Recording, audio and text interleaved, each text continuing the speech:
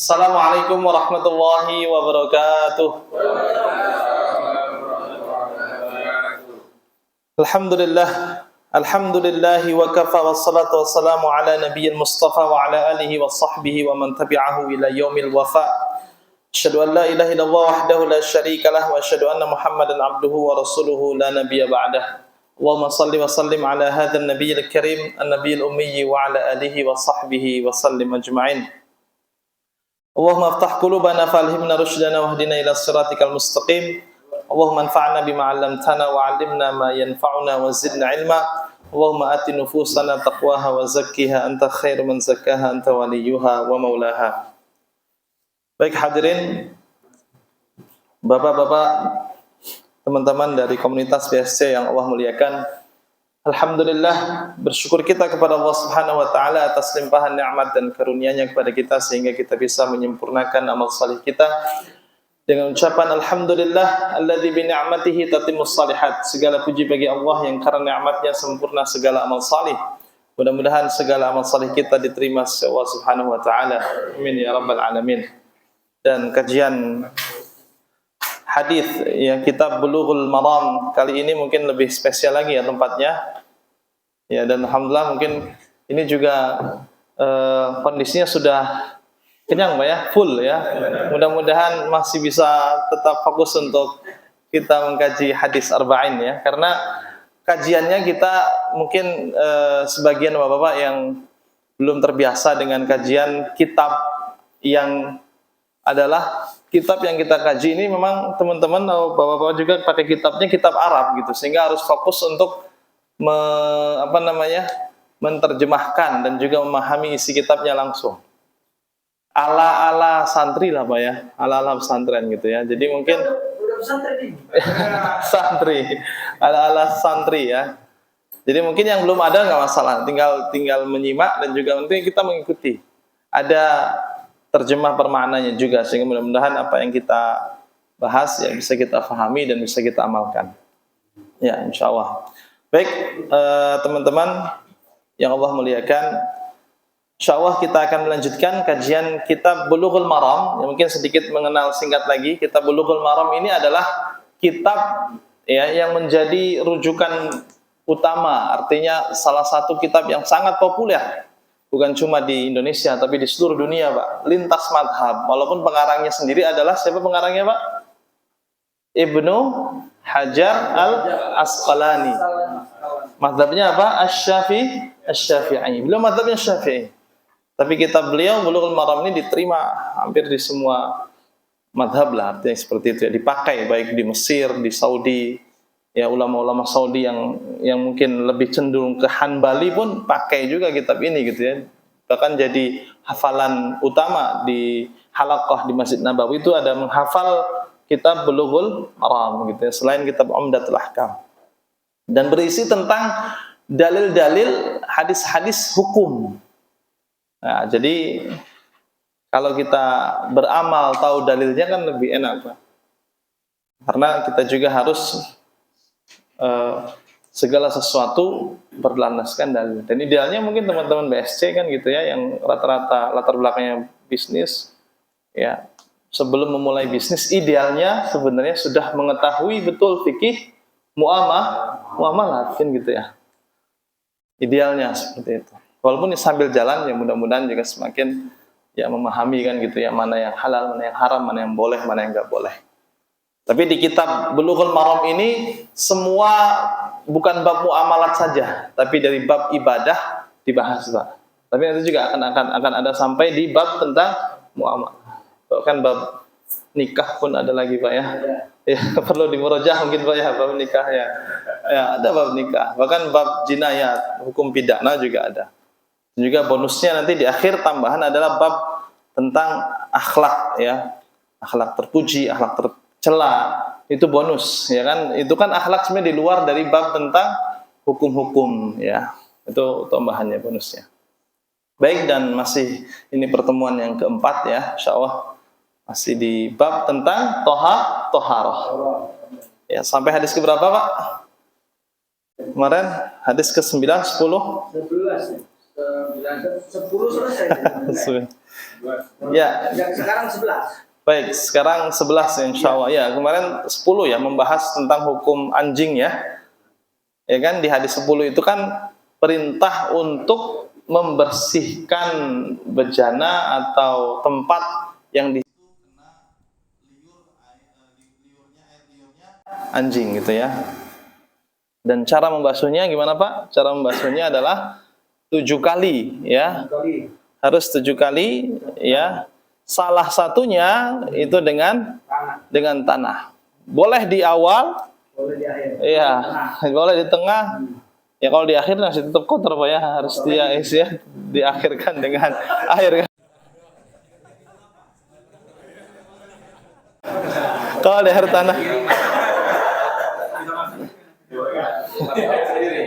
Tapi memang hikmahnya juga ada Pak. Silakan dicari sisi kesehatannya. Memang tanah itu bisa menghilangkan virus-virus atau artinya pengaruh air liur anjing itu ada mengandung ya virus atau kuman bakteri yang itu bisa nggak cukup dihilangkan dengan air Pak.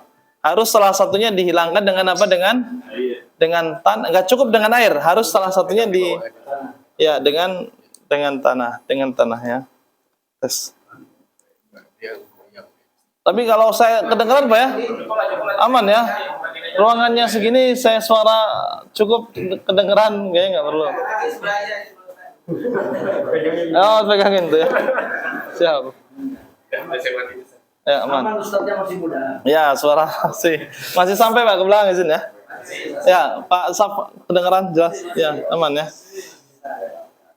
Baik, walaupun sedikit kita bahas perbedaannya gitu ya. Dalam kitab ini dijelaskan ke mazhabnya Syafi'i. Jadi cara menyucikan air liur anjing itu harus 7 kali. Salah satunya dengan tanah. Tapi tidak artinya tidak semua sepakat dengan pendapat ini gitu. Dalam mazhab Maliki artinya nggak harus. Itu hanya sekedar ta'abudi saja.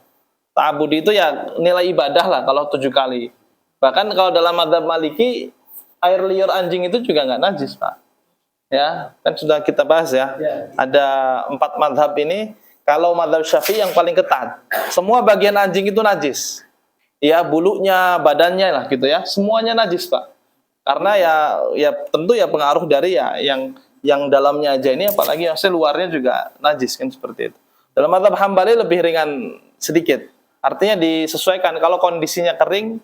Ya kan namanya kalau kering itu kan artinya kalau basah itu kan rawan dijilati oleh liurnya, sehingga kalau kondisinya basah maka najis. Tapi kalau kering nggak najis, ya itu ya dibedakan.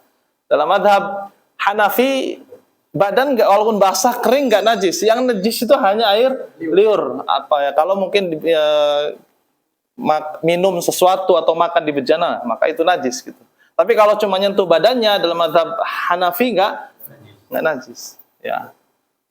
Dan yang paling ini adalah mazhab Maliki. Maliki anjing itu tidak najis gitu Pak. Kecuali ini. Tapi bukan berarti yang nggak najis halal Pak ya. Dibedakan najis dengan haram Pak ya. Ya anjing najis dan haram dimakan gitu ya. Walaupun pendapat Maliki nggak najis ya. Sehingga jangan heran ketika ada kawan-kawan kita muslimin yang ambil mazhab Maliki, mazhab Hanafi, biasa aja, santai aja Pak. Anjing itu dilus-lus misalkan gitu, atau mungkin lewat di pekarangannya, nginjek-injek lantainya kan biasa aja. Kalau kita kan sangat anti sekali kan gitu ya, masuk pekarangan, masuk perumahan aja udah was-was kita ya, masuk pagar itu udah khawatir. Turki salah satunya. Turki itu kan mazhabnya rata-rata Maliki ya. Artinya ini tambahan saja untuk tambahan keilmuan sehingga nanti nggak kaget ketika ada teman-teman kita mungkin muslim dia pegang anjing misalkan kan gitu Pak ya. Tapi juga jangan macam-macam ya, artinya kita tahu nih di mazhab di Indonesia ini kan banyak mazhab Syafi'i. Ini sering saya ingatkan, jangan buat kontroversial gitu ya. Ya, saya mau kan tahu anjing nggak najis, saya mau ikut mazhab Maliki atau Hanafi. Pegang anjing kan gitu ya, lewat di ini kan gitu, wah lah gimana nggak di ini kan, seperti itu. Jangan buat kontroversi Pak ya. Ya kalau mau buat kontroversi ya jangan artinya jangan, itu menimbulkan fitnah itu nggak dianjurkan. Jangan Iya. ngaji belum marah. Ya, jangan dibawa itu. Ya, bisa jadi ya karena ingin dianggap tahu kan ya. Sama masalah kotoran nanti kan gitu Mas. Kotoran, mohon maaf, tai atau kotoran binatang yang boleh dimakan dagingnya itu kan dalam mazhab Hambali nggak najis. Ya jangan heran juga Pak ya. Nanti kalau ada yang mengatakan mohon maaf, kotoran hewan yang boleh dimakan dengan yang nggak boleh dimakan, ada yang membedakan. Dalam mazhab Syafi'i baik yang boleh dimakan atau yang enggak, semuanya najis. Tapi dalam mazhab Hambali berarti kotoran hewan yang boleh dimakan, berarti contohnya apa? Kotoran ayam, kotoran apa lagi? Kambing, sapi, unta, itu nggak najis gitu ya. Apa dalilnya? Ada dalilnya mereka kan gitu ya. Boleh minum air kencingnya unta. Ya, pernah juga sholat Rasul di marabid, tempat kandang di situ, kandangnya ya kambing atau apa seperti itu, sehingga domba gitu ya. Buat sholat berarti kan nggak najis, seperti itu. Masing-masing punya dalil kan gitu. Tapi intinya jangan kaget ya kalau ada yang ambil pendapat itu. Tapi kita jangan sampai buat ya kontroversi gitu ya. Mentang sudah tahu hukumnya, pengen buat beda lah, sensasi gitu ya. Buat biar ya kan seperti itu. Baik, berikutnya hadis yang ke-11 ya, ke-11. Qala al-muallif rahimahullahu taala nafa'ana bihi wa bi'ulumihi fid darain. Ya, berkata muallif pengarang kitab ini ya, Ibnu Hajar Al-Asqalani, al-hadits al-hadi ashar, hadis yang ke-11. An Abi Qatadah radhiyallahu anhu anna Rasulullah sallallahu alaihi wasallam qala fil hirrati innaha laysat binajasin innama hiya minat tawafina alaikum. Akhrajahu al-arba'ah wa sahhahahu at-Tirmidzi wa Ibnu Khuzaimah. Oke, baik. Bismillah, sekarang kita baca dan terjemahkan, boleh Pak nanti ya. Nanti kita bareng-bareng. Sekarang silakan yang mau mencatat terjemahannya. An Abi Qatadah radhiyallahu anhu, dari Abu Qatadah. Ya, ini an Abi. Apa sih bedanya Abi dengan Abu gitu ya, Pak? Sama aja gitu ya. Abi, kenapa kapan Abi? Karena ada an sebelumnya. An itu kalau dalam bahasa Arab huruf jar ya, sehingga menyebabkan sama jer atau jar. Tapi kalau aslinya ya jar, tapi orang Indonesia biar mudah jadi jer kan gitu Pak ya. Jadi jar. Jadi an Abi Qatadah, dari Abu Qatadah. Pokoknya kalau ada abu-abu itu bukan nama asli, Pak. Itu namanya kunyah atau laqab. Ya, kunyah itu adalah ya biasa diawali dengan abu atau ummu, ya, abu atau ummu. Pak Iqbal, sama nama anak pertamanya laki-laki? Haikal. Nah, Abu Haikal gitu ya, punya laqab ya Abu Haikal. Tapi kadang ada kesan kalau yang abu-abu ini, ya kan? Apa kesannya kalau di kita pakai abu-abu ya? Ya, teroris ya gitu ya Pak ya. Atau mungkin apa lagi? Salafi, langsung ditulis Salafi kan gitu ya. Padahal boleh, silakan ya, banyak Wahabi kan gitu ya pakai abu-abu. Ya, boleh. Boleh Pak ya, bahkan para sahabat banyak yang pakai abu gitu ya. Artinya kunyahnya, kunyah itu adalah julukan atau panggilan. Jadi Abu Qatadah bukan nama asli. Ya, tapi apa? Panggilan. Iya, Abu Qatadah radhiyallahu anhu anna Rasulullah sallallahu alaihi wasallam. Ayo, anna sesungguhnya Rasulullah sallallahu alaihi wasallam qala berkata atau bersabda lah kalau lebih bagusnya ya. Fil hirrati. Jadi kalau fi itu arti sesungguhnya adalah fi itu artinya di dalam. Tapi kalau setelah ada Rasul berkata fi, jangan kita artikan Rasul berkata di dalam, enggak. Tapi fi-nya itu kita artikan tentang gitu Pak, tentang. Berarti Rasul SAW ngomong atau berkata atau bersabda tentang hirrah. Ada yang tahu arti hirrah? Ada yang tahu sahabat Abu Hurairah? Kenapa disebut Abu Hurairah? Iya, Abu Hurairah itu kan karena beliau itu terkenal penyayang kucing Pak. Sehingga dikesankan kayak bapaknya kucing gitu ya. Bukan berarti ya dia bapaknya kucing kan gitu. Tapi maksudnya yang sayang kepada kucing. Nah, jadi hirrah itu artinya kucing. Hurairah ya dari hirrah. Ya, hirrah. kucing-kucing. Ya, enggak, satu aja Pak. Jadi Rasulullah SAW berbicara tentang hirrah, tentang kucing. Ya, maksudnya hukumnya kan gitu Pak ya. Kucing itu seperti apa sih hukumnya? Ya, apakah seperti anjing? Innaha laisat binajasin. Innaha, sesungguhnya dia. Ha ini kembali ke mana Pak? Ke kucing, ke hirrah. Apa bedanya ha dengan hu? Nanti Bapak ada temukan innahu. Kalau hu berarti itu cowok Pak, muzakkar. Hirrah ada tamar buto, berarti kucingnya cowok atau cewek? Cewek ya. Kalau hir itu baru kucing cowok ya. Jadi innaha sesungguhnya kucing. Bukan berarti ya kalau kucing cewek berarti nggak berlaku ke kucing cowok, enggak. Umum berarti Pak ya ini ya. Ada yang dimaksudkan cewek tapi maksudnya maksudnya yang disebutkan cewek, yang dimaksudnya yang berlaku untuk cowok dan cewek, kucing betina ataupun jantan. Innaha sesungguhnya dia atau kucing laisat, apa laisat artinya Pak? Laisa sama dengan la. Laisat itu artinya tidak.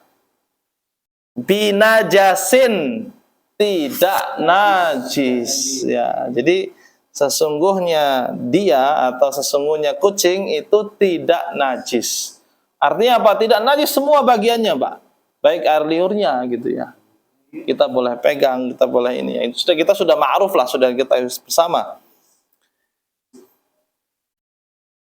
Innama sesungguhnya hiya dia ya, sesungguhnya dia min dari tawafin. Apa tawafin? Bapak kan tahu tawaf. Apa itu tawaf? Keliling. Berarti maksudnya tawafin adalah keliling. Maksudnya di sekitar kita, yang biasa keliling di sekitar kita gitu. Artinya hewan apa? Hewan yang ya sekitar kita gitu Pak. Hewan yang ya akrab dengan kita, sekitar kita. Alaikum ya, atas kalian. Ya, baik ya. Langsung akhrajahul arba'ah. Nah, kan keutamaannya Bulughul Maram ini bukan cuma matan hadisnya ya Pak ya, lafaz hadisnya saja, tapi disebutkan hadis ini siapa yang mengeluarkan, siapa perawinya, sehingga membuat kita juga nambah mantap kan Pak. Oh, hadisnya ini kalau Bukhari Muslim udah pasti sahih ya. Akhrajahul arba'ah, hadis ini dikeluarkan oleh atau diriwayatkan, sama dikeluarkan atau diriwayatkan, maksudnya ada di kitab apa? Al-arba'ah. Ya, kita sudah bahas Pak ya. Yang 4. Ya, apa saja yang 4 ini maksudnya Pak? Selain Bukhari dan Muslim. Siapa saja? Abu Dawud, At-Tirmidzi, An-Nasai, Ibnu Masyaallah. Ini efek daging kambing buat pintar kayaknya Pak ya. Enggak Pak, ya betul. Mencerdaskan ya, Masyaallah. Iya, 4 ya masing alhamdulillah, Abu Dawud, At-Tirmidzi, An-Nasai dan Ibnu Majah. Nah, jelas Pak ya? Itu. Jadi ada di 4 perawi ini. Kemudian apa hukumnya? Apa derajat hadisnya? Nah, ini wasahhahu At-Tirmidzi. Hadis ini disahihkan oleh Imam Tirmidzi. Kan salah satunya tadi kan Imam Tirmidzi. Jadi hadis ini sahih menurut Imam At-Tirmidzi. Wa Ibnu Khuzaimah, dan juga menurut Ibnu Khuzaimah. Ya, ini juga ahli hadis juga ya. Beliau punya kitab Sahih Ibnu Khuzaimah, kumpulan kitab hadis sahih ya, yang versinya Ibnu Khuzaimah. Jadi kalau Bapak mau tahu hadis sahih ya bukan hanya di Sahih Bukhari dan Muslim saja Pak. Artinya banyak hadis sahih itu. Ya, kita nggak boleh mencukupkan dia. Saya mau mengamalkan cuma Sahih Bukhari Muslim sajalah. Boleh nggak kayak gitu, Pak? Enggak, masih banyak hadis-hadis yang lain kan yang harus kita amalkan. Konsekuensi kita syahadat kepada Rasulullah itu kan ketaatan kepada apa yang Rasulullah sampaikan. Nggak cukup kita ada nih sebagian kesannya bagus kan gitu. Hadis itu kan ada yang sahih, ada yang nggak sahih. Kalau gitu saya ngamalin yang di Quran aja lah yang jelas-jelas ini kan gitu. Hadis nggak jelas, ada yang sahih, ada yang ini, sehingga ada itu gerakan inkarus sunnah Pak, mengingkari sunnah. Kan kesannya ya mereka benar-benar fanatik ke isi Quran, ngamalkan apa yang Quran, tapi di hadis nggak diamalkan. Boleh nggak seperti itu Pak? Nggak boleh. Ya, tapi ada nggak? Ada kelompoknya Pak. Inkarus sunnah, mengingkari sunnah. Kesannya kan bagus tuh. Hadis kan nggak jelas, ada yang sahih, ada yang nggak sahih, kan seperti itu. Nah, jadi bukan berarti kita tadi mencukupkan hadis sahih dalam Sahih Bukhari Muslim, nggak boleh. Tetap ya hadis-hadis yang lain bisa kita amalkan. Baik, sebelum kita masuk ke faidah atau pelajaran yang bisa kita ambil dari hadis ini, kita bareng-bareng Pak ya. Saya khawatir kalau ditunjuk satu-satu nih nanti besok nggak datang lagi kan gitu ya. Nanti tegang gitu ya. Ya kan, bareng-bareng aja Pak ya. Sehingga kalaupun yang nggak lancar kan nggak nampak juga Pak ya. Bareng-bareng. Ikut lancar maksudnya, ikut lancar. Ya, atau privat aja nanti ya. Baik. Bismillah, yuk kita bareng-bareng Pak. Baca lafadznya kemudian terjemahannya ya, biar insya Allah nempel lah kan gitu ya, minimal kan nempel kan kalau kita ikut baca kan Pak ya, sehingga kalau ditanya sudah pernah hatam Bulughul Maram, sudah kan gitu, sudah pernah baca, sudah baca juga kan Pak ya. Hah? Kalau tak ingat ya kan, sudah hatam, sudah baca ya. Kalau ingat apa yang kita baca berat Pak ya, kita bukan levelnya Imam Syafi'i yang sekali lewat baca hafal. Kita bukan juga levelnya Imam Al-Jahiz, Pak. Al-Jahiz itu luar biasa, sama. Kalau baca, hafal. Nggak punya uang Jahiz itu, tapi pengen banyak ilmu ke orang jual buku tuh ya, dia minta, boleh saya nginap di sini semalam aja. Ini uang sewa untuk nginapnya, Pak. Dia nggak bisa beli buku banyak, tapi izin nginap, sehingga dihabisin. Nah, itu kan beda. Jadi apa yang dibaca, langsung ya. Jadi kita bukan level itu ya, Masya Allah yang dibaca. Tapi ya minimal kita pernah baca. Dan ada yang nempel nggak Pak? Insya Allah ya, walaupun mungkin 5%-nya, 10%-nya, 50%-nya, Alhamdulillah. Baik ya, Bismillahirrahmanirrahim. Ya, bisa diikuti. An Abi Qatadah radhiyallahu anhu. Dari Abu Qatadah radhiyallahu anhu, anna Rasulullah sallallahu alaihi wasallam, sesungguhnya Rasulullah sallallahu alaihi wasallam qala, berkata, fil hirrati, tentang kucing, innaha laisat binajas, sesungguhnya kucing tidak najis. Innama hiya, sesungguhnya dia, minat tawafina alaikum, dari hewan yang di sekitar kalian, atau yang berkeliling ya, bisa berkeliling. Akhrajahul arba'ah, diriwayatkan oleh yang 4 ya toh ya, Abu Dawud, At-Tirmidzi, An-Nasa'i, Ibnu Majah. Wa sahahu Tirmidzi, dan mensahihkannya Imam Tirmidzi. Wa Ibnu Khuzaimah, dan Ibnu Khuzaimah. Ya, jadi boleh bahasa disahihkan atau mensahihkannya juga boleh.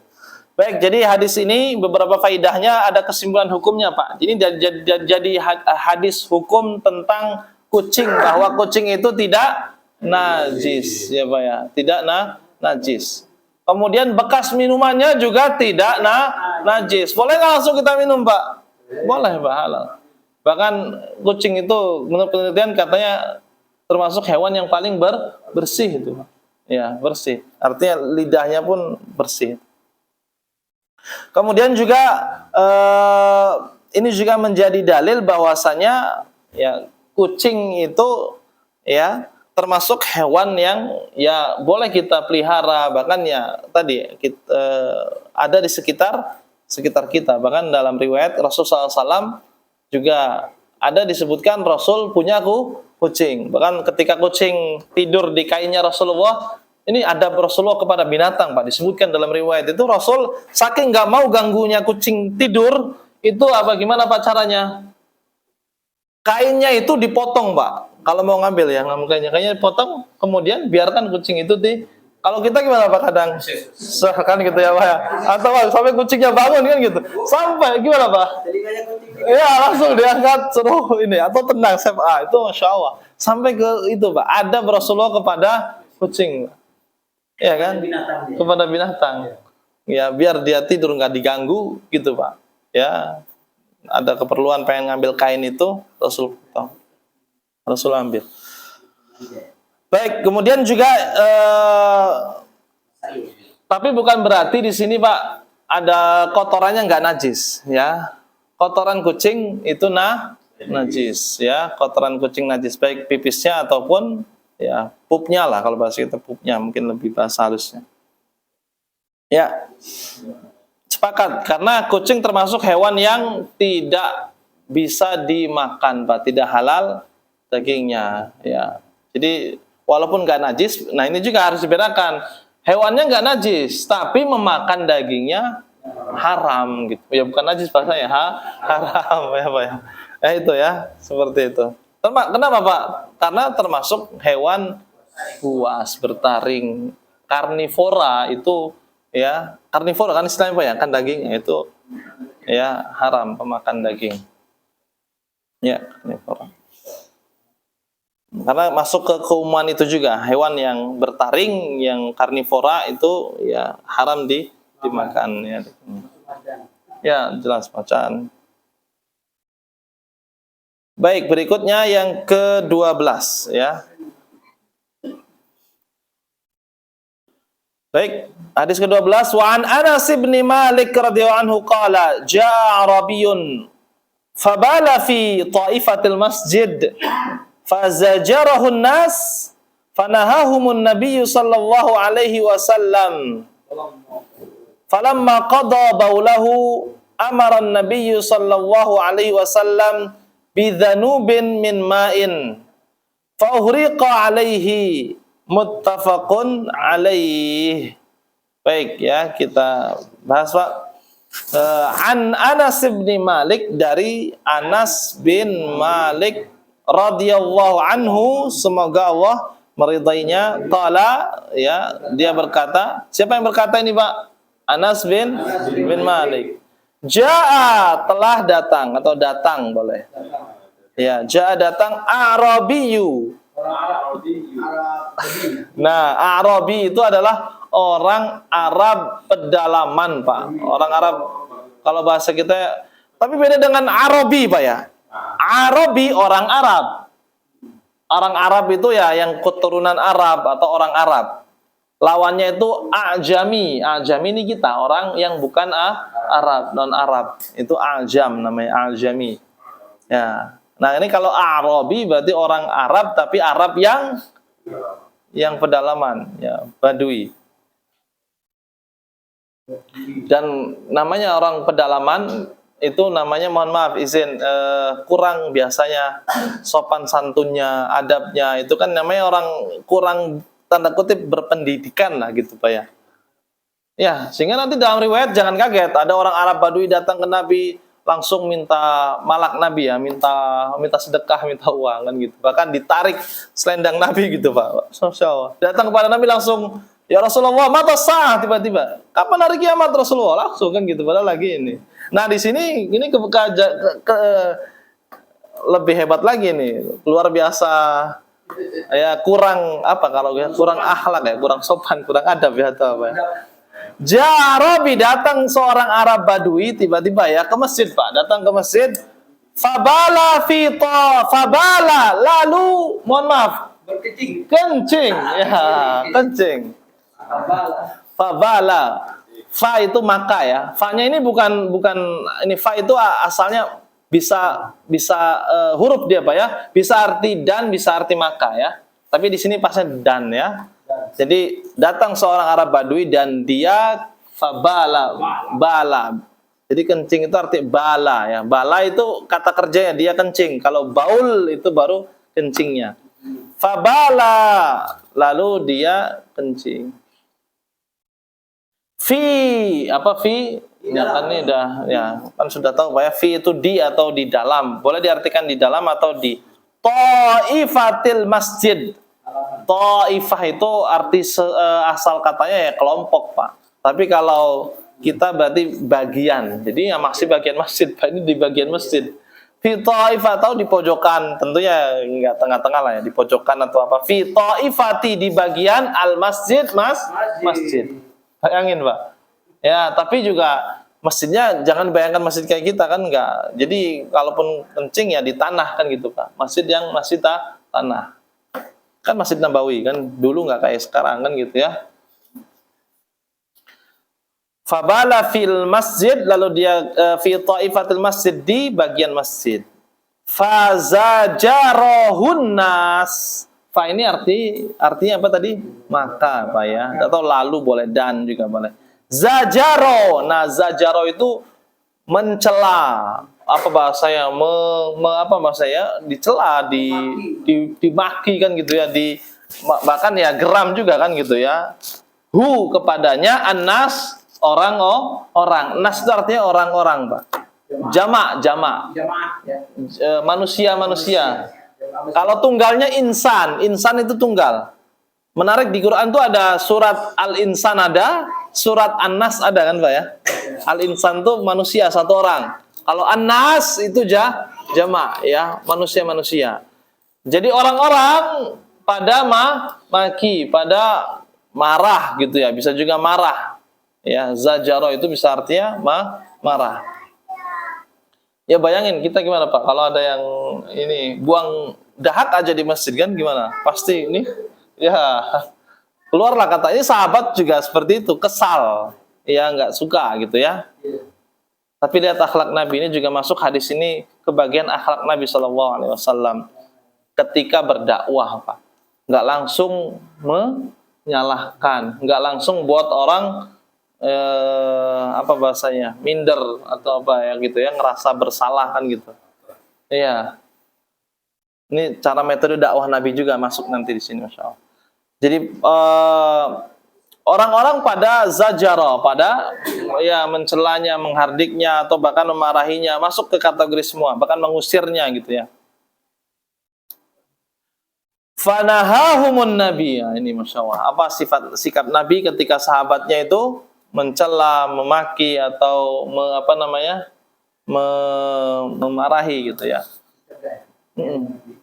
Fanahahumun Nabi, maka naha itu artinya melarang, mencegah boleh ya, menstop juga boleh, menghentikan. Lalu Nabi SAW mencegah mereka, para sahabat ya. Lalu dia atau Nabi mencegah mereka sallallahu alaihi wasallam. Oke. Falamma maka tatkala. Bayangin, Pak. Bayangin. Ini kan orang namanya lagi kencing. Kalau dimarahin terus kita salah misalnya gitu, Pak. Nanti dia lagi posisi kencing kan gimana? Iya kan kemana-mana. Nah itu diantara hikmahnya juga. Jadi ada hikmahnya Nabi itu, udah biarkan, bayangin Nabi itu melihat, biarkan dia sampai selesai, jangan diusir kan gitu. Zajaro itu tadi bisa mengusir, memarahi, kan gitu ya. Ya, bahasa ya kan berceceran lebih. Nah itulah ya, Masya Allah, Nabi tahu ya, nggak mau terjadi mudarat yang lebih berat, lebih besar kan gitu.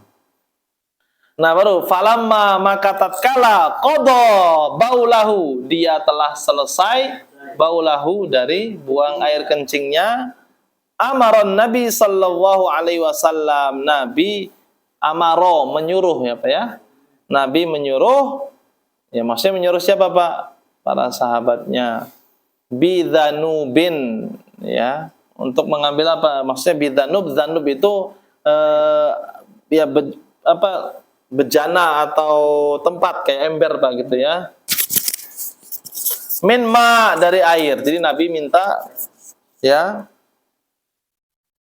minta diambilkan air. Iya, fa uhriqa, lalu disiram alaihi, di atasnya. Muttafaqun alaih. Nah, kalau ada, oke, saya ulangi tadi, bidzanubin apa dzanub artinya, Pak? Ya, bejana. Ya bisa bejana, bisa apa kayak tempat lah. Tempat Wadah. Nah, enaknya wadah. Lalu Nabi ya menyuruh untuk diambilkan satu wadah air gitu, Pak. Ya. Enggak disebutkan seukuran so'kah, seukuran apakah gitu ya. Fa'uhriqa, lalu disiram alaihi, di atasnya. Muttafaq, ya, di atas air kencingnya itu. Muttafaqun alaih, disepakati.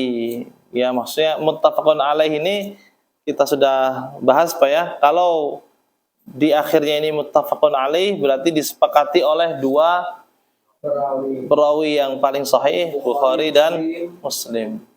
Ya, jadi kalau ada muttafaqun alaih berarti itu hadis ini riwayat Imam Bukhari dan Muslim. Dan kedudukan hadis yang diriwayatkan oleh Imam Bukhari Muslim itu kedudukannya paling tinggi, Pak. Jadi kalau ada kami dalam ilmu hadis itu belajar derajat hadis sahih itu ada derajat tingkatannya. Yang paling tinggi adalah hadis yang diriwayatkan oleh Imam Bukhari dan Muslim. Yang disepakati, Pak, dua-duanya sama gitu. Yang kedua adalah hadis yang diriwayatkan oleh Imam Bukhari saja. Ya, kan ada rawahul Bukhari.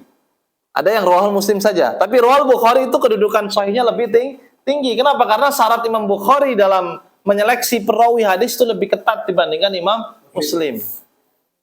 Iya, Imam Muslim itu yang penting satu umur, satu masa hidupnya, maka oh ini ketemu kan gitu. Tapi kalau Imam Bukhari harus dipastikan bahwa dia ini ketemu dengan gurunya, dengan perawi di atasnya itu. Nah itu, jadi harus diselidiki dulu kalau Imam Bukhari, Pak. Jadi lebih ke ketat, ada syarat liqa, ketemu. Ya, dipastikan ketemu. Tapi kalau Imam Muslim tidak ada mensyaratkan harus ketemu, yang penting semasa kan gitu ya. Ya, maka kan kalau kita bayangkan juga orang yang namanya semasa belum tentu juga ketemu kan Pak sebenarnya kan gitu. Ya kan? Masih ada kemungkinan nggak ketemu kan gitu. Tapi Imam Muslim ya memudahkan ya, yang penting semasa ya, berarti sudah ketemu lah kan gitu, seperti itu. Sehingga syarat Imam Bukhari lebih ketat. Oke, baik. Kita baca bareng-bareng Pak ya. An Anas bin Malik radhiyallahu anhu qala Ja'a Arabiyun. Kita baca Arabnya dulu. Fabala fi ta'ifatil masjid. Fazajarahun nas. Fanahahumun nabiyyu sallallahu alaihi wasallam.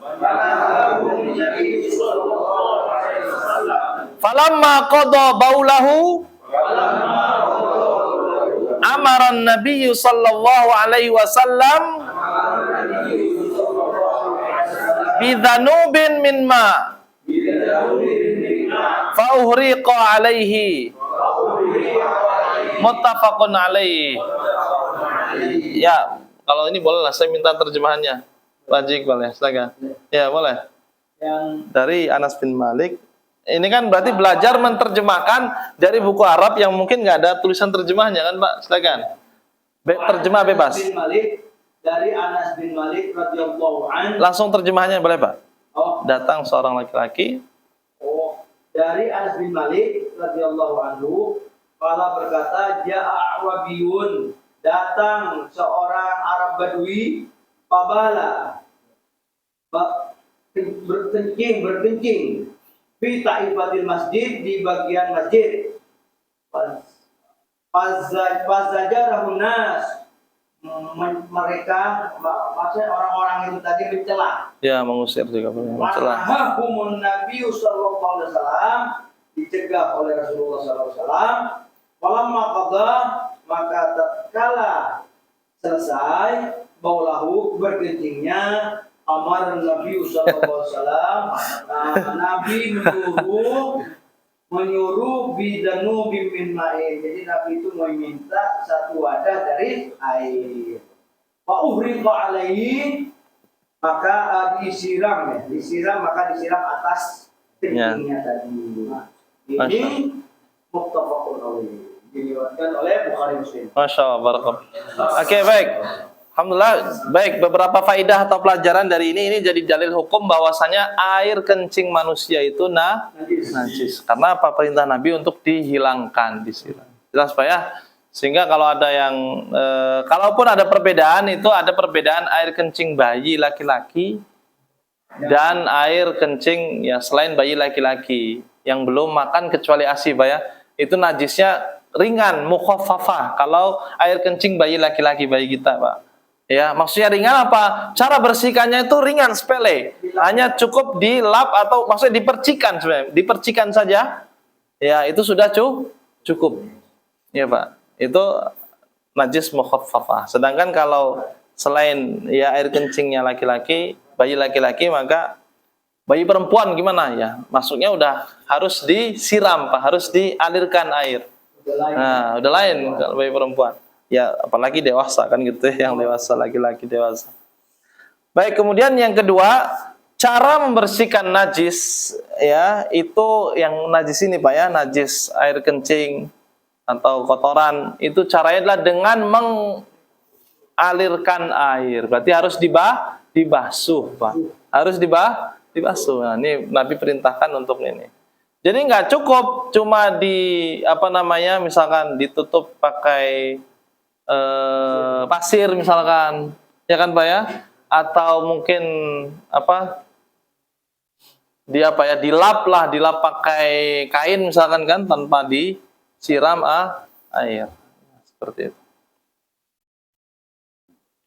Baik, kemudian yang ketiga pelajarannya adalah bagaimana akhlak Nabi Shallallahu Alaihi Wasallam dalam berdakwah. Ini kan termasuk dakwah, Pak. Mengajak ya sahabatnya untuk tidak mengusir langsung ya, atau tidak untuk menghentikan, menahan para sahabatnya untuk bersabar ya, tidak mencela, mengusir seorang Arabi ini ya. Baru ketika selesai, baru ya Nabi apakah memarahi ke Arab Badui ini? Enggak kan, Pak ya? Insyaallah. Jadi baru dikasih pelajaran ya, mungkin kasih tahu bahwa air kencing itu najis, kemudian yang tidak boleh kencing di masjid kan gitu. Kayaknya di sini ini berdiri. Ya, kecil. Ya, di sini nggak jelaskan cara kencingnya ya. Jadi kakinya angkat. Ya, karena orang berdiri tadi. Ya. Baik, berikutnya 13, minimal 4 hadis, 5 hadis, Pak ya. Mudah-mudahan cukup. An Ibni Umar radhiyallahu anhu qala Rasulullah sallallahu alaihi wasallam, uhillat lana maitatani wa damani. Fa ammal maitatani fal jaradu wal hutu wa ammad damanu fattihalu wal kabidu. Akhrajahu Ahmad wa Ibnu Majah wa fihi dha'fun ya. Ya, ada kedhaifan. Baik, boleh kita terjemahkan, Pak. An Ibni Umar, dari Ibnu Umar. Berarti Ibnu Umar apa itu artinya, Pak? Dari Umar atau anaknya Umar? Anaknya Umar, anak laki-laki, Pak, Ibn itu. Umar itu bukan cuma punya anak laki-laki, tapi juga punya anak perempuan. Siapa anak perempuan Umar, Pak, yang menjadi istri Nabi? Hafsah. Berarti Hafsah binti Umar. Kalau Hafsah berarti bint Umar. Nah, ini Ibnu Umar, anak laki-laki. Tapi kalau dalam hadis disebutkan Ibnu Umar, anak laki-laki Umar itu siapa? Kita langsung tertuju ke anak Umar yang paling banyak meriwayatkan hadis. Dan ya, kalau nggak disebutkan nama, berarti itu udah otomatis siapa? Abdullah bin Umar, Pak. Apakah anaknya Umar Abdullah saja, laki-lakinya? Enggak, Pak. Banyak, ya kan? Tapi yang paling ya ini masyhur, terkenal adalah Ibnu Umar ini adalah Abdullah bin Umar. Ya, Abdullah bin Umar. Sedikit mungkin mengenal, ada di sahabat itu dikenal dengan Abadillah, Pak. Abadillah itu adalah para Abdullah yang dia terkenal dengan keilmuannya, kecerdasannya, dan mereka itu anak-anak muda. Disebut dengan apa, Pak? Abadillah. Abadillah itu jamak dari Abdullah. Ya, jadi kalau kumpulannya Abdullah namanya Abadillah. Dan terkenal semua. Siapa aja, Pak? Sehingga jangan ketukar nanti. Abdullah bin Umar, ada Abdullah bin Abbas, pernah dengar nggak Pak? Ibnu Abbas, Abdullah bin Abbas. Ada juga Abdullah bin Amr bin As. Berarti ini anaknya siapa? Amr bin As. Cerdas juga, pintar. Satu lagi Abdullah bin Zubair. Berarti anaknya siapa? Ini anak-anak muda semua ini. Anak-anak kecil kan anaknya sahabat mulia semua itu. Anaknya Umar, anaknya Abbas, anaknya Amr bin As, anaknya Zubair bin Awam. Wah ini ya, para abadilah ya Abdullah. Ya, ya anak-anaknya petinggi semua, cerdas-cerdas semua kan gitu ya. Insya Allah. Amr bin As, ya Zubair, jadi disebut abadilah, mereka para abadilah. Ya. Baik, berkata Rasulullah SAW, bersabda Rasulullah SAW, uhillat lana, dihalalkan, lana untuk kita. Ya, lana, nah itu kita, kami maksudnya. Dihalalkan untuk kita atau telah halal juga boleh ya. Uhillat lana maitatani, mayit atau mait ya. Mait itu apa Pak? Sesuatu yang sudah mati, bangkai kalau bahasa kita ya. Bangkai. Tapi maitah itu satu. Berarti kalau maitatani berarti dua bangkai. Dihalalkan untuk kita dua bangkai. Kan karena hukum asalnya bangkai itu najis Pak. Ya. Tapi ada dua bangkai di sini yang enggak najis dan bahkan halal dimakan. Wadamani, dan dua darah. Dam itu artinya darah ya. Wadamani, dan dua darah. Fa'amma, adapun ya, dan adapun al-maitatani, dua bangkai yang halal itu adalah fal jaradu. Apa jarad? Ada yang tahu Pak? Bangkai hewan yang sudah mati yang boleh kita makan tetap. Apa Pak? Ikan dan belalang. Masya Allah. Nah, jarad ini artinya adalah belalang. Ya, belalang.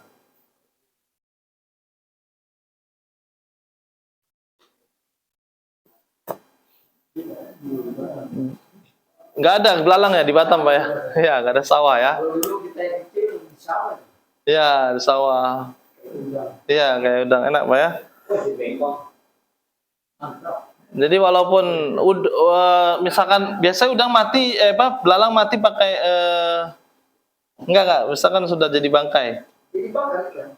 Kayak udang bakar tuh. Iya. Dari Thailand dulu. Iya. Goreng. Wal hut, dan ikan ya, hut ini ikan. Hut ya. Baik. Wa amad damanu, bisa damanu, bisa damani. Adapun dua darah yang halal, yang ya boleh dimakan.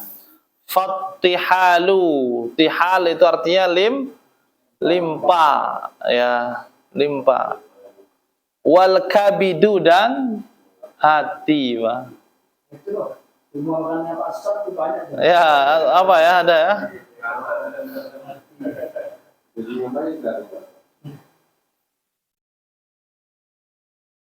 Tapi bukan darah yang di Jawa itu apa namanya Pak? Yang darah dibekukan nanti rasanya kayak hati itu. Ya, marus Pak. Kalau marus itu artinya aslinya darah gitu ya. Kalau ini kan organ Pak ya. Kalau itu ada di Jawa itu, kami juga pernah ya dulu waktu kecil-kecil tuh Pak ya, dijual juga. Jadi darahnya itu dibekukan ya. Kemudian dimasak lah, direbus, dimasak. Jadi kayak bentuknya kayak hati juga itu Pak. Ya. Hati bikinan. Hati bikinan dari darah. Itu jelas haram Pak, nggak boleh. Akhrajahu Ahmad, diriwayatkan oleh Imam Ahmad, wa Ibnu Majah, dan diriwayatkan oleh Ibnu Majah. Berarti dalam sunannya ya, Sunan Ibnu Majah. Ahmad dalam musnadnya. Wa fihi dha'fun, dan di dalamnya ada kedhaifan. Ya, maksudnya bisa jadi dalam sanadnya ada lemah, riwayatnya, perawinya mungkin ada yang lemah gitu. Ya. Baik.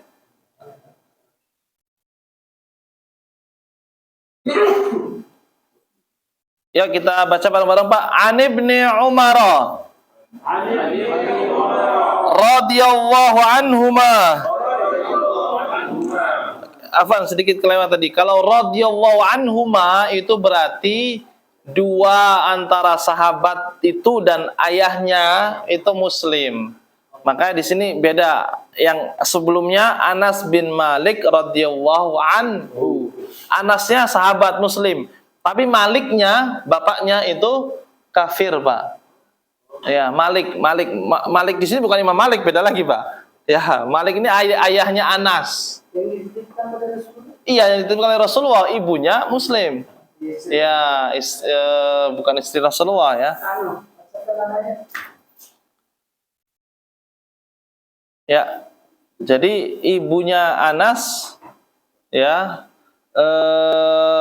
Rumaiso ya, termasuk Rumaiso. Istrinya Abu Thalha, Pak. Nanti nikah dengan Abu Thalha. Ya, jadi kalau radhiyallahu anhuma itu berarti dua-duanya muslim. Contoh misalkan Abdullah Ummu Sulaim ya, dikenal dengan Rumaitho juga, Rumaiso. Ya. Ya, ada Rumaiso gitu.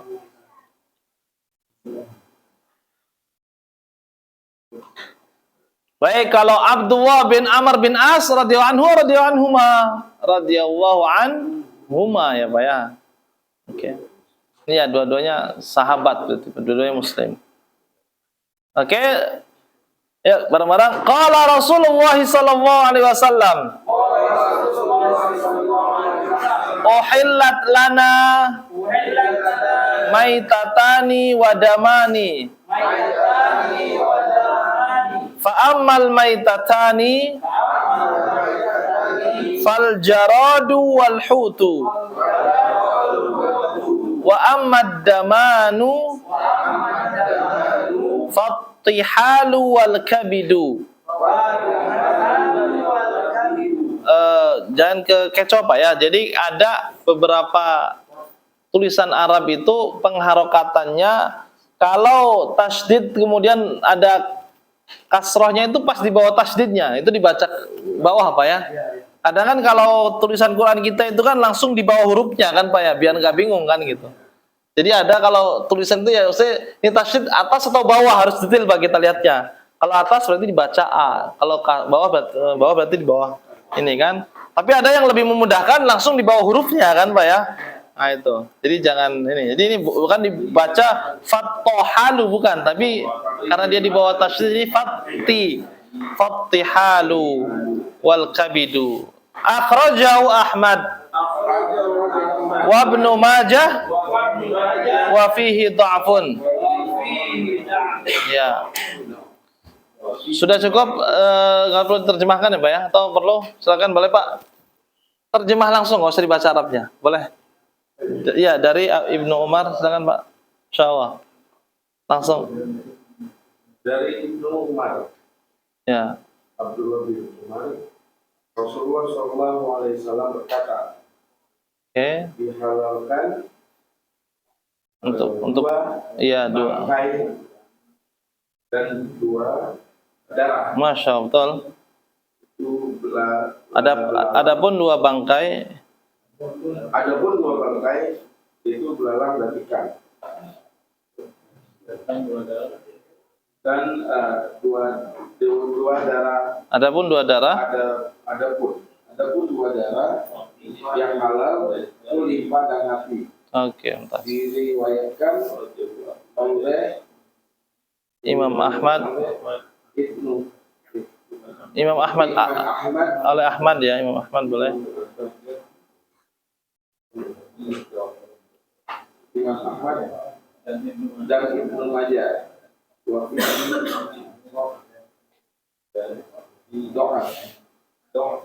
Ya. Ya ada. Dan diriwayatkan oleh Ibnu Majah dan Ahmad dan ya, boleh cukup Pak. Dan diriwayatkan oleh Imam Ahmad dan Ibnu Majah cukup. Oke, baik. Sampai sini ada pertanyaan?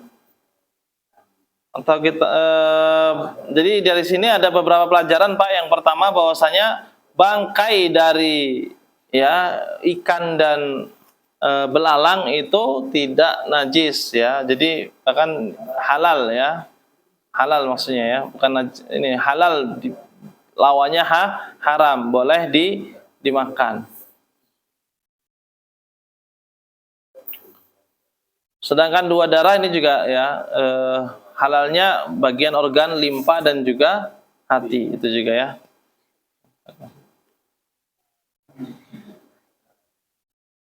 Sedangkan kalau bangkai secara umum selain ini maka hukumnya apa? Haram. Ya, haram. Najis. Termasuk bangkai ini Pak adalah hewan yang halal pun kalau tidak disembelih maka jadi bangkai. Ya, kalau nggak disembelih dengan syari maka otomatis jadi bangkai. Iya, gitu Pak ya. Jadi syarat kalau mau, ya walaupun ayam gitu Pak ya, tapi kalau nggak disembelih maka ya dia jadi bangkai. Ya cara dibunuhnya misalkan ya dipukul saja atau disetrum atau dimasukin apa itu ya mesin langsung, nah itu berarti jelas. Ya walaupun hukumnya ya maksudnya hewan ayam itu adalah halal kan gitu. Tapi kalau nggak disembelih maka jadi haram, jadi bangkai. Ya. Atau ada hewan kambing beradu tanduk-tanduk kan gitu sampai mati salah satunya. Nah, itu juga jadi bangkai. Ya nggak disembelih. Nggak boleh dimakan. Atau ketabrak gitu ya. Ketabrak. Maka ya solusinya kalau ketabrak nggak langsung mati, ambil Pak ya. Disembelih gitu ya Pak ya. Tapi kalau tabrak langsung mati ya jangan kan gitu. Ya. Baik. Cukup satu lagi Pak atau ya sampai 9:30 ya biasanya atau nanti boleh ditanya ini atau sampai jam 10 boleh. Ya. Soal najis Siap. yang tadi Ustaz sampaikan harus dibilas atau disiram ya. Ya betul. Itu dalam masjid. Kalau dipel begitu saja apa itu masih najis atau sudah hilang? Oke baik, barakallahu fiik. Terima kasih Pak ya. Baik, terkait dengan dipel tadi ya, untuk menghilangkan najis, yang pertama harus dipastikan ketika menghilangkan itu adalah ain atau wujud zat najisnya itu hilang, Pak. Maka seharusnya jangan langsung dipel sebenarnya. Ya, kalau misalnya memungkinkan. Kalau yang ada ini misalkan apa? Kotoran ataupun apa ya. Jadi dibuang dulu kotorannya. Ya, baru kalau misalkan sudah hilang maka silakan kalaupun dipel ya aslinya pastikan bahwa itu sudah hilang najis ainnya itu. Ya, sebenarnya boleh cukup juga. Ya, baik ya dihilangkan zat bentuk warnanya. Kemudian kalau misalkan yang sering jadi pertanyaan ini adalah kita kencing misalkan di kasur ya, di kasur. Ada misalkan apa? Ngompol apa ya? Kan kadang kalau untuk bersihkan kasur kalau bersihkan kasur semua kan enggak. Jadi cukup area sekitarnya aja sebenarnya, Pak. Ya, yang dibasahi gitu ya. Pastikan dibasahi. Baik ya, jadi seperti itu. Akan tetapi kalau cara amannya ya lebih aman dibasuh itu ya harus dialirkan airnya, Pak. Ya. Jadi pastikan air itu mengalir. Yang namanya ghusl itu kan mengalirkan air. Karena pernah kejadian waktu kemarin di depan saya, sholat anak remaja, ternyata dia kencing. Iya, remaja Pak, betul. Ya. Dia umur belasan gitu loh. Iya. Depan saya waktu sholat. Dilari, ya oke ya, pagi-pagi dulu ya. Di mana nih? Di Madinah, Nabawi. Iya, anak remaja. Jadi mungkin dia sesak kencing. Jadi karena dia nggak tahan lagi, maka kencing lah di depan saya itu. Langsung dia lari. Itu bahasa-bahasanya ngaji. Iya bahasa. Jadi marahlah salah satu jemaah dari India. Marah. Saya nggak tahu dia tuh kencing. Tapi dia bilang, saya lihat sendiri jatuh dari Ya. Iya. Nah, tapi ya kita saya terkena gitu saya. Apakah itu sah? Buat saya karena saya tidak tahu apa itu kencing atau tidak. Oke, baik. Ya. Katanya kan ya. Pegang Pak Surya, anak-anak nggak mau. Saya nggak tahu. Ini waktu rakaat terakhir. Jadi waktu rakaat terakhir anak itu berlari. Saya nggak melihat. Tapi yang di samping saya itu melihat bahwanya air itu jatuh dari kaki dia membasahi karpet. Sampai dia marah. Sampai dibuka suruh dibuka CCTV. Dicarikan itu. Kebetulan anak itu adalah anak Indonesia orang Jawa. Ya, baik. Gimana Sadi? Baik, kalau terkait dengan hukum sholat itu kan harus diantara syarat sah sholat itu kan harus suci, ya bersih dari badan, pakaian dan tempat. Badan pakaian kita bersih, tapi kalau tempat sujud kita itu ada najis maka nggak memenuhi, artinya sholatnya nggak sah, Pak. Maka ya kalau memang sudah dipastikan tadi itu ya pasti gitu Pak ya, itu air kencing, maka ya harus diulangi sholatnya. Ya, jadi kalau yang sudah lalu ya tinggal diqadha lah Pak, insya Allah diqadha. Karena termasuk syarat sah. Tapi ada juga pendapat yang terkait dengan misalkan ya baru tahunya setelah selesai sholat. Artinya ketika Bapak itu di sela-sela sholat itu kan nggak tahu, tapi baru tahunya setelah sholat. Ada pendapat yang tetap sah karena yang dihitung adalah ketika masa sholatnya. Tapi untuk kehati-hatian ya diulang nggak masalah kan gitu Pak. Ya, jadi seperti itu. Ada pendapat yang kalau sudah selesai ya sudah kan gitu ya, nggak perlu diulangi. Ini masih wilayah khilaf sebenarnya kan gitu. Tapi ya, Setelah selesai kan? ya tapi kalau orang India ini marah-marah. Ya udahlah. Orang India itu belum tentu betul juga emang. Nah. India.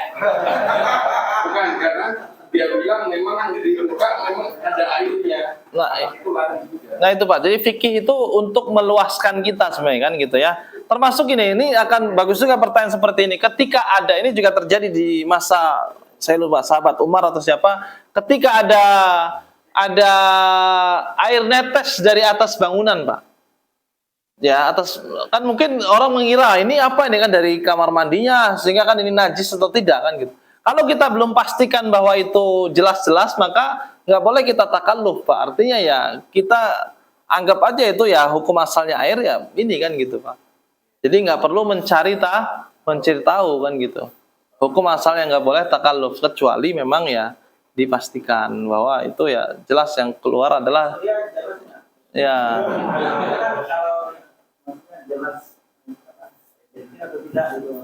Nah jatuhnya dia Kan bisa jadi minum dia ini cukup sering gitu. Dia kan kami. Iya kan itu. Jangan kami naik yang jauh. Sehingga kalau ya boleh, artinya ada istilah hukum fikih itu nggak boleh kita takalluf Pak, terlalu memberatkan sehingga buat pikiran Bapak. anak itu lari segera. Maksudnya lari dari barisan sholat. Padahal itu dia lari dia Tahan gitu. mau kemana mungkin entah takut atau apa padahal nggak tahu. Pak, pegang ada anak-anak sedikit nggak? Ya. Dan itu kan dari cleaning seperti itu membersihkan menggunakan pel. Ya, cukup. Mudah-mudahan bermanfaat apa yang kita bahas dan Baik, kalau ya insya Allah ya efek. Ya, alhamdulillah pembahasan kita sampai hadis ke-13. Ya mudah-mudahan bermanfaat ya dan mudah-mudahan bisa kita amalkan. Baik, kita tutup dengan doa kafaratul majlis. Subhanakallahumma wa bihamdika asyhadu an la ilaha illa anta astaghfiruka. Baik, aku qouli hadza wa astaghfirullahaladzim, kurang lebihnya mohon maaf. Assalamualaikum warahmatullahi wabarakatuh. Waalaikumsalam.